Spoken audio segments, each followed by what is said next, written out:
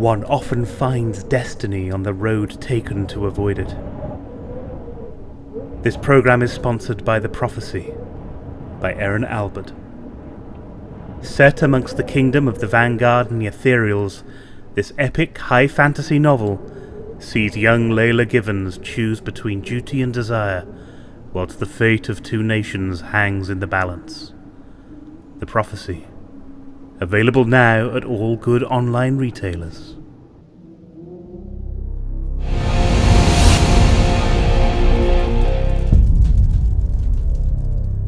Hello! Hola, señores and señoritas. Hi. Welcome to the Stephen and Joe Show. Yes, welcome to the Stephen and Joe Show. It's week 3 of the new series. Yes. That's great, yeah. Of season 2. Of season 2, yes, that's right.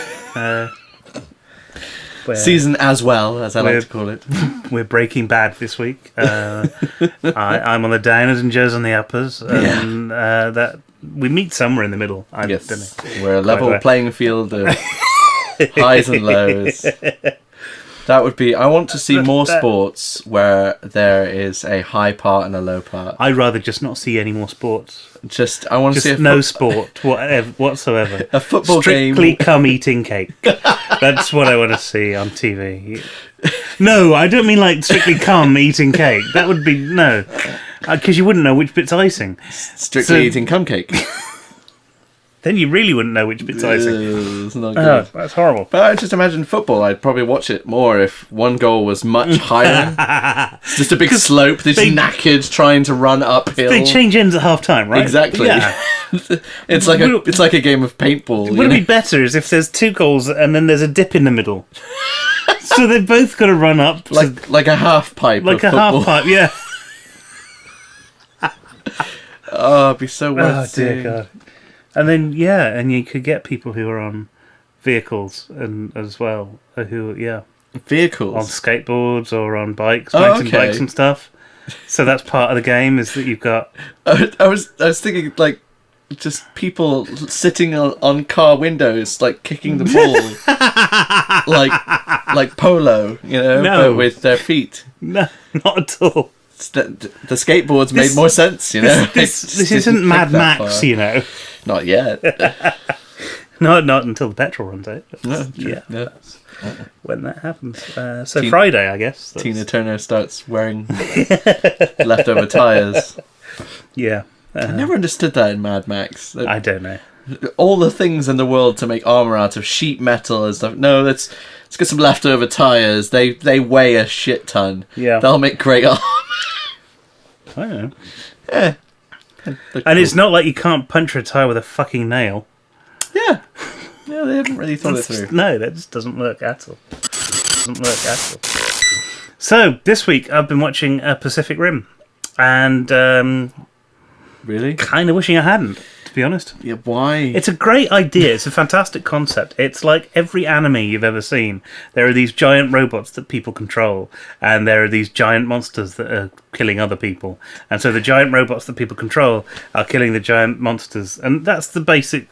That's what people want to go and see at the cinema, right? Monsters come out of the ground. Mm-hmm. So rather than firing missiles and, using genuine warfare in order to fight them, we built big robots to punch them. Yeah.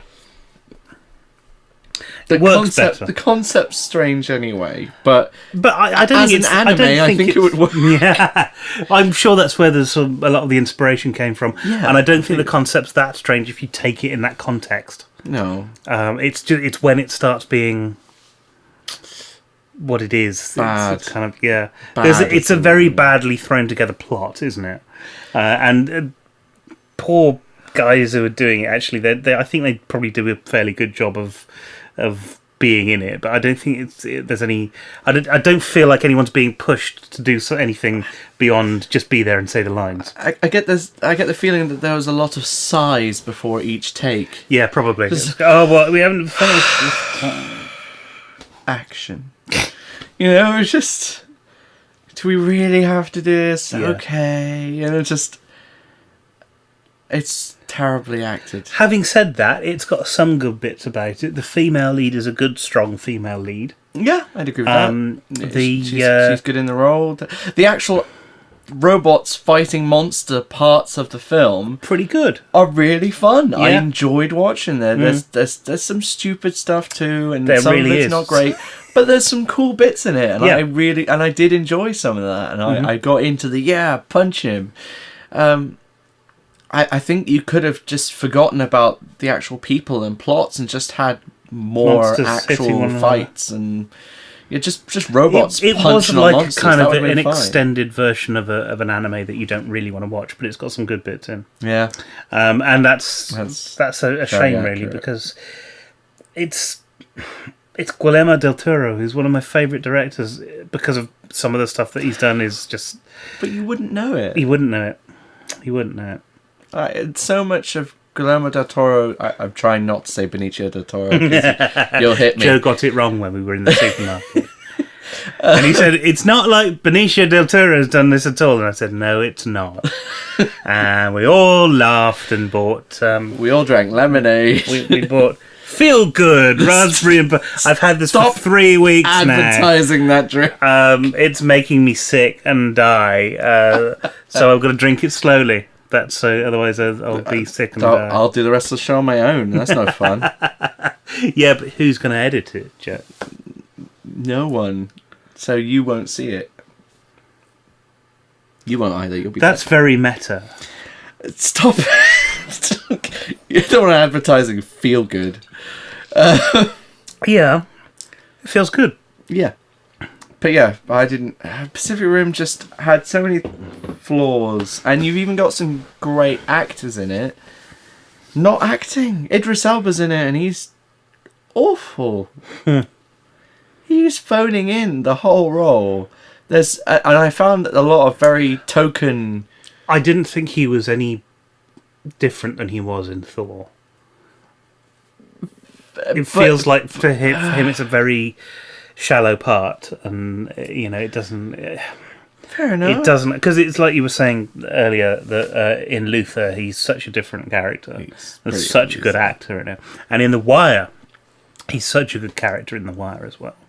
And in fact, the character in The Wire and the character in Luther are very similar in some respects. But yeah, you can really tell he's a good actor then.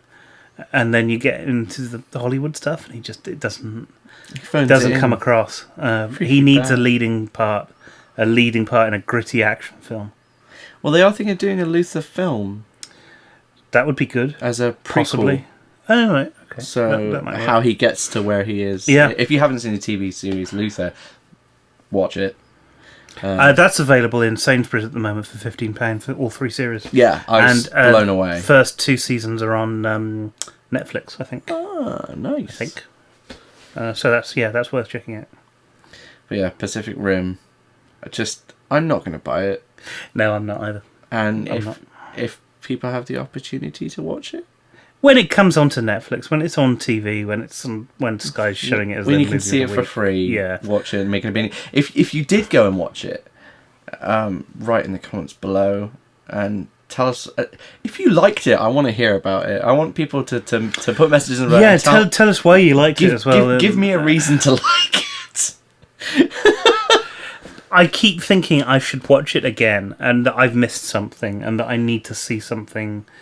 I need to, and there's, like I said, there's some great concepts in it, and the concepts of everything are really good. Yeah. And it's one of those films where I think that the individual parts are probably really good, but when you put it together, it just didn't work out. And I felt, actually, speaking of Benicio del Toro, The Wolfman was a lot like that as well. The individual elements of it were brilliant, but put it together, and it was just it didn't quite work as a film. I can see that. Like maybe on the cutting room floor, there's the rest of a good film there. This week, for games, we've spent a lot of time talking about films, so I'm going to keep it relatively short and sweet. There is a game called Kingdoms of Amalur: The Reckoning. It was released on Xbox 360, and it's also on Windows platform as well. It came around at a time that there was quite a few fantasy RPG titles about, and not to everyone, but quite a few people missed it on the radar. If you enjoyed games like Fable, and possibly more recently Skyrim, and you like the elves and dwarves and fantasy. I've still not played Skyrim. You'll never play and Skyrim. since the last time we made that, my Xbox has It's died, hasn't it? red ringed. So Yeah. and since it was a downloaded version of it, I don't think I'm ever going to. I will force you one day to play Skyrim. Deal with it. Kingdoms of Amalur is a traditional affair of there are elves, there are dwarves, there are wizards, there are rogues or thieves and fighters, the usual kind of fantasy affair.